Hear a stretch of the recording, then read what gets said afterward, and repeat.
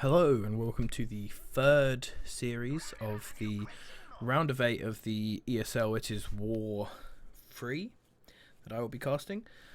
This game here is between JBJ down here in the dark red theme as the Orcs, and up here in the top in the sort of goldy green, honestly quite horrid looking colours up here is Bikerushownz. Trying to look shiny, just wants to be as shiny as possible, I'm expecting. I've seen him with this sort of colour on his shoulders before, I believe, but now he's just, look at this, just wants to be as shiny and over the top as possible. But yeah, so this is another Eldar versus Orc. Going to be setting up his turret on the middle this time. Webergate being pushed down to the bottom right. The bottom left point already captured by Bikerushownz. Poor Websinger will get caught out by some Orcs here.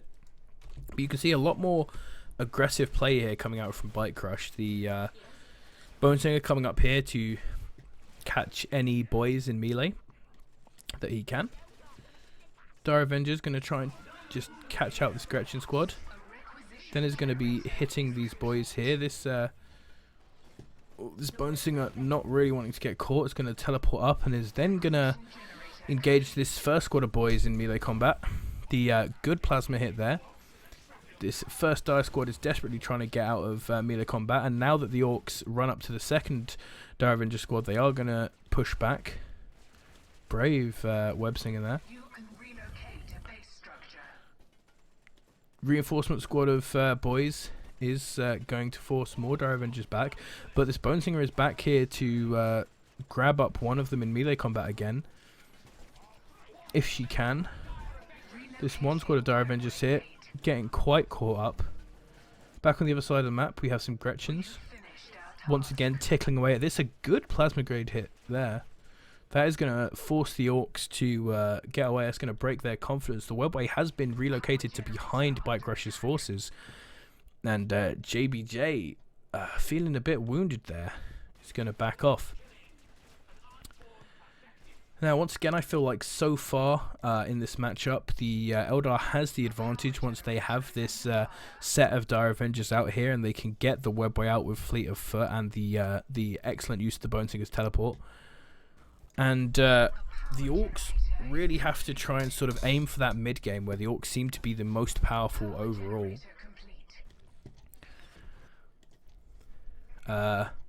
JBJ, much like the last Orc we watched, managed to get through a lot of the early game without losing any squads of boys. Just a good start, so he can keep up 1-for-1 numbers-wise with the Eldar. He's going to take out another Bonesinger here unless there's a teleport. Oh, no. Or he's just gonna chock about.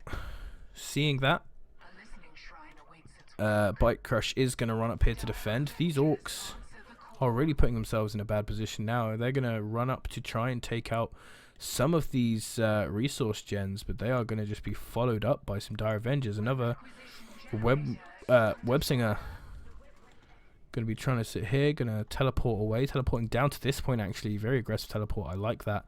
Going to put more pressure on here. The first generator will go down. Plasma Grenade's going to come up here. Both going to hit. And the Websinger going to tie them up in melee combat to stop them doing any more damage to this generators, hopefully. Going to get that tiny bit more DPS in. These Orcs running around here. Can't take anything here. There is way too much defense. Going to just be checking about. Stormboy's coming in here. The webway gate is getting backed up. The striking Scorpions have come in now, and this is the next big power spike for the Eldar. Having the striking Scorpions and the Dire Avengers can be a real pain. That bomb is going to hit the Scorpions, but they did get a good jump on. The plasma grenade is going to hit really well as well.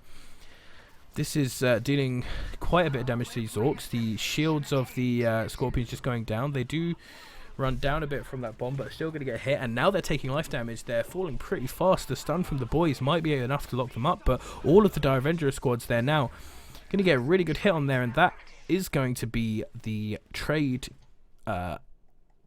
in favour of Bikerush, managing to get those Storm Boys off of the field, and is going to have some Dire Avengers swing round here to attack this point. The truck should be able to get some troops up there soon if he realises.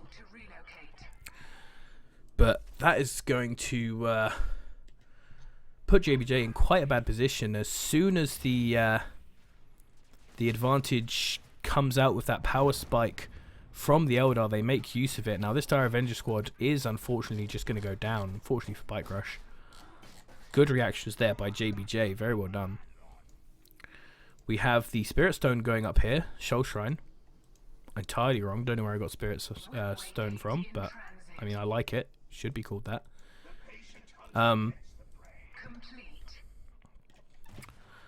So how close are we to tier 2? We actually just hit tier 2, which means that after this, Bikerush is going to throw down that sky portal and is going to get a Falcon out as soon as possible. With only one squad of Dire Avengers lost, he still has 3 Dire Avengers and the Striking Scorpions, which overall is a very good combination. His Striking Scorpions are hunting around here, getting some scouting. He's going to jump out onto this truck. And the Dire Avengers coming up. Good stun from the truck. The boys thrown back onto the Eldar. This big clump of Eldar is going to get triple stunned by that. The War is going to try and go off. These boys are not going to have a good time here. The Scorpions are going to come down. And with these boys down, that is even more of the Orcs already mostly tied up forces going down. But another big triple hit. And another, and another. Those stuns a little bit stacked, but he wanted to just get the boys out. Bikerush is going to lose a Dire Avenger squad for that not excellent positioning, and is going to have to back off with his army now.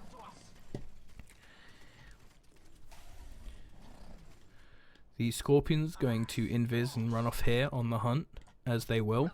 Dire Avenger's going to have to run back to get some health. And here is the Skyport I was talking about going down with the +1 weapons on. Bikerush seems to have this build absolutely down, which makes sense with the amount of time that he's put into playing and streaming this game. Vehicle 2 coming out. Ooh. Oh, is that was it? Oof. Didn't even catch it to see what health it was on. So, gonna have to rebuild that web brigade. It's gonna be quite annoying. The Storm Boy is back up. I don't believe I went over the heroes early game because I can't tell. Very standard. Okay, very standard from the Orcs coming out here. Doesn't quite have the points to get his Weird Boy out yet, unfortunately, but shouldn't be too long. On the other side, Bikerush does like to skip having Maka, go for Kaya and then the Wraith Lord, which gives him the slightly stronger late game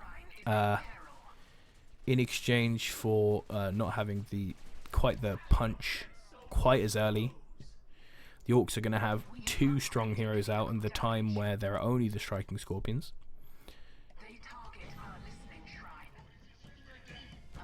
War going up here. Falcon out. Oh, that is garish. That was the word I was looking for. Garish. That is... I'm going to have to say I'm sorry, Bikerush, mate, but that's awful. That just looks gross. And it's going to defend off this very nicely. Going to take out all of these boys if he hits it. Little bit of missed shots there hitting on the truck. Actually, 2 boys are going to escape because of a few shots went on the truck, but he's going to keep hitting the truck down. The Storm Boys are going to have to run away from the Scorpions there. 1v1, the Scorpions are definitely going to have the advantage there, and there are some Dire Avengers taking out this point to the side. Bikerush very well keeping the pressure on. Falcon isn't going to do much now, but will start to do damage again if those boys get out. The Striking Scorpions are going to start getting absolutely out of there. Going to hop on the Falcon, which is then going to destroy these boys. It's a lot of requisition cost that is going over there to these boys. The Dire Avengers are going to finish off this set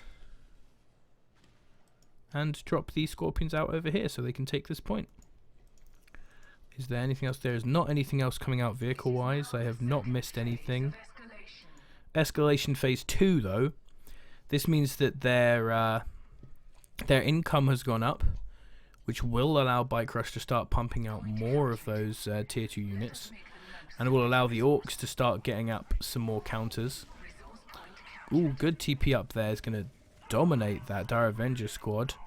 2 Dire Avenger squads just gone for free. And now, actually, with the Weird Boys coming out there, this Viper is all of the power in Bikerush's army for now. So he's going to have to be very careful with that. I mean, he hasn't seen any tank busters out there soon, but we saw in one of the last games we did that some good continuous stuns, some good stun stacking can take one of these Vipers out, and these are expensive. He does not want to be losing one of these. Being very ballsy here with this, but once again, he has not seen anything that he believes is a danger to take it out, so he's just going to hover it around here. These boys are not going to catch it. He believes he can dodge anything, and the striking Scorpions will be pressuring the shield generator on the other side, although the Weird Boy is going to be here to do some damage. He's going to hit with the stun, while the Falcon is being microed on the other side. Come up there then with the blast and the teleport to finish them off. Ooh, not quite. He should have cancelled it and got the hit off there, but he didn't manage to. Ooh, picked up by the Falcon right in the nick of time. Very close there. Better micro from either side could have changed the outcome of that by a lot. But they were both trying to control on 2 fronts. And a second Falcon coming out from the Eldar side. The Orcs army, if we check this out quickly, he has the first 2 of his heroes down. He has a couple of Orcs. He has his first squad of tank busters up, and he has his 2 trucks. Oh. Nope, not a single hit on this Falcon. That's quite upsetting for the Orc player. If he can lock down a Falcon now with a squad of tank busters out, especially if he can get a second squad out, which it looks like he's going for, he is really going to be in a great position here. But now, 2 Falcons. Oh, there we go. Some tank busters hitting the shields of that Falcon there. As Bikerush realizes that he's taking the damage, he's going to have to start being a little bit more careful with these Falcons. Although these Storm Boys are going to absolutely get destroyed. Get out there. 1 model left, 150 health. 150 seems to be the number that things escape on. Striking Scorpions are back to full health and ready to go out on active duty again. 1 Falcon pushing this while the other Falcon backs out safely. This Falcon, the one with more shield, but is he going to be hit by a stun? Yes, he is. One of the stuns missing, but the other hitting. But no follow-up. The 1 tank buster from afar just managed to hit, but they're going to get out. And once again, while JBJ is busy defending against the Falcons on this side, Striking Scorpions are going to run down the other side on the hunt, and are going to start either bipping at the shield generator. Yep, it looks like they are bipping at the shield generator. Or perhaps running up off this there. The Weird Boy going to come in again. Oh! Oof, this Weird Boy, Hero Weird Boy, taking out the Striking Scorpions while Bikerush was not looking at it. He's getting some Bone Singers to fix up these Falcons here. And is now bringing out some Howling Banshees, very interesting, along with a 3rd Falcon. This is not something that I have seen from Bikerush. Here is Kyle himself. Saw some very good Kyle play last time. We'll see if Bikerush does anything similar. Good drag back there on the truck. No slam, confident he can kill it. 2 Orc squads in there as well. That is very unfortunate. That is a big chunk of army down. Oh, 2 tank buster squads here as well, but you've got to remember, as much as the tank buster squads are really good at dealing with these Falcons are going to clear up these tank buster squads really fast as well. The map still overall in favour of Bikerush. Bringing down some Banshees now instead of the Scorpions. Seeing this pull up, will either back off or go for the...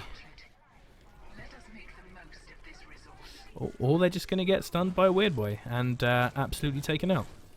Let's look away from that bloodbath and see the other side where there are Falcons and they're running away. Autuck, I could get caught here, but oh no, he's going to capture these. He's going to pull back all of the Tank Buster squads, and they're just going to get annihilated by Falcons. Let's move away from that bloodbath and back to this one where the Banshees are going to come in again to another squad of Orc Boys, but this time there is not the Weird Boy who is down here, and so they might actually be able to get something done. These Banshees should be able to beat these boys in 1v1 combat. We do have the Storm Boys coming down, which will defend it. This shield generator is just holding on as much as Bikerush flows on it. This now passing 16 minutes is probably the healthiest I've ever seen shield generators be in a game with high-level players in it. I mean, we've seen shield generators going down at 5 minutes in some of these games. We've seen towers down earlier than this. Oh, that seemed entirely whiffed, or did that just do very little to the man's shield? Man does have a lot of shield. Gonna hit a few stuns. Missed that stun though. So the teleport is actually going to do very little. And now I believe, yep, no spells up from the Weird Boy. And there are now 3 Falcons just sitting on top of everything he owns. I honestly think now that those Tank Busters were taken out, there is nothing that the Orc player has to deal with these Falcons. And they can just sit on here. Yeah, if we look on the Orc side, literally he just pour out this Tank Busters, and that's going to be it.